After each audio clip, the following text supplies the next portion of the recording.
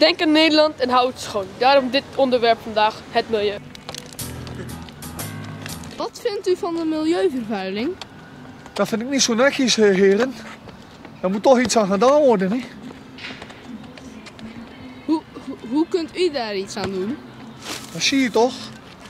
Ik ruim het allemaal op wat er hier van rotzooi ligt. Dus dan draag ik mijn steentje er toch al aan bij. Nu jullie nog, hè? Die jongere generatie. Dat vinden wij nou ook. Recycle alles! Groen moet je samen doen. Get ready for the recycling song. Op zich, tegenwoordig kan je er niet meer zoveel aan doen. Het is al een beetje te laat. Ja. Van had ik stond. Ja. Eigenlijk wel. Het is eigenlijk al te laat om er iets aan te doen. Vind ik dan. Uiteindelijk doet iedereen aan milieuvervuiling. Ja.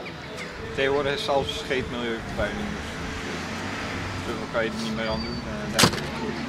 Yeah! Let's start recycling, people. 1, 2, 3, go!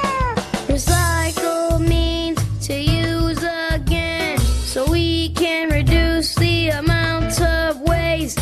Ik vind het niet kunnen. Waarom niet? Omdat het milieu vervuilt en in de toekomst wordt waarschijnlijk de hele wereld er zo uitgezet. Doe je zelf wel iets tegen milieuvervuiling? Ja. Let's have zero waste. Come and join the race. Recycle is the word. Slecht. Waarom dan? Omdat het milieu wordt vervuild en zo maken we het eigenlijk ook slechter voor ons. Ja, oké. Dus snap je jouw theorie wel. En doe jij wat tegen milieuvervuiling? Ja, ik probeer altijd zoveel mogelijk in de prullenbak te gooien. Recycling, recycling. Let's get together, start recycling. Recycling. Vind ik slecht. En waarom? Gewoon, het vervuilt het milieu. Wat doe je aan milieuvervuiling? Nee. Recycling.